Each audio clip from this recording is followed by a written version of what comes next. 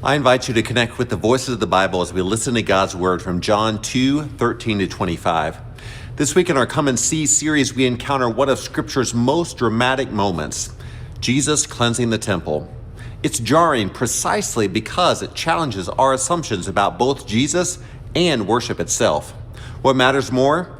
Maintaining religious traditions or ensuring everyone can access God's presence?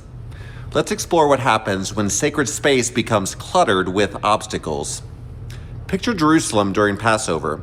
The city swells from its normal 50,000 residents to over 200,000 pilgrims. They've traveled from across the Roman Empire to fulfill their religious obligations at the temple, the dwelling place of God's presence on earth. The temple complex was massive, with distinct courts moving inward toward the Holy of Holies. The outermost area, the court of the Gentiles, was the only place non-Jews could come to pray at Israel's God's temple. But by Jesus' time, this court had become a marketplace. Money changers exchanged foreign currency for temple coins. Merchants sold animals for sacrifice, cattle, sheep, and doves.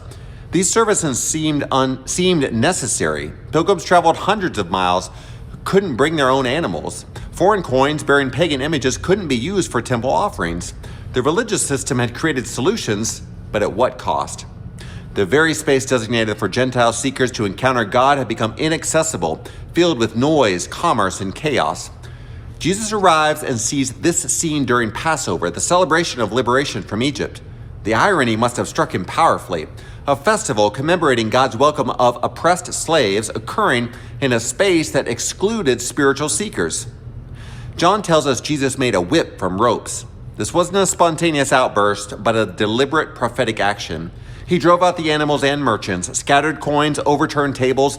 Then comes his declaration: "Get these things out of here. Don't make my Father's house a place of business." Notice what he's restoring. The temple was meant to be a house of prayer for all nations, as Isaiah had prophesied, but the court of the Gentiles, the welcome space, had become unavailable for its intended purpose. Gentile seekers literally had nowhere to pray. The religious system solutions had created new barriers. Jesus' disciples remembered Psalm 69, "Passion for your house consumes me."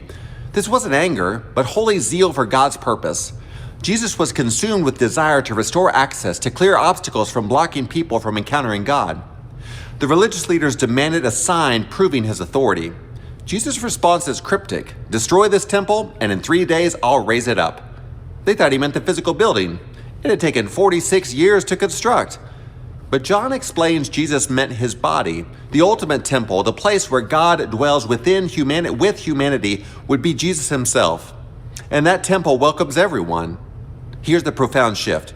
Jesus moves from clearing space in a building to embodying accessible space for all people.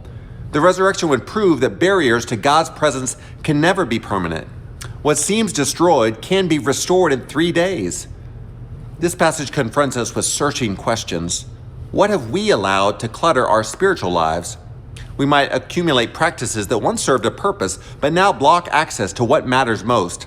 Like the temple merchants, we're not necessarily doing wrong things, but have our solutions created new problems? Consider our churches. Do our comfortable traditions inadvertently exclude newcomers? Does our scheduling assume everyone has traditional work hours? Do our communication methods overlook those without digital access?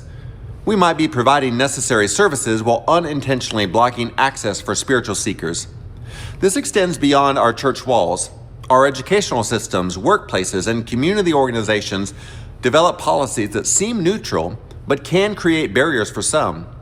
Jesus challenges us to examine what needs clearing away to restore sacred purpose. The good news is that Jesus' passion isn't destructive but restorative. He clears space not to abandon tradition, but to reclaim its true purpose. And ultimately, he becomes the accessible temple, the place where anyone can encounter God's transforming presence. As we prepare for Martin Luther King Jr. Day tomorrow, Jesus' temple action speaks powerfully. Dr. King spent his life clearing away barriers that blocked people from full participation in community. That work continues, and we're invited to participate in making room for what truly matters. Jesus' cleansing of the temple reveals a God consumed with passion for accessibility, welcome, and justice. When religious systems create obstacles, God works to clear them away. When we participate in that clearing in our lives, our churches, our communities, we join Jesus in restoring sacred purpose. The invitation remains, come and see, come and encounter the God who makes space for you, and then help clear space for others.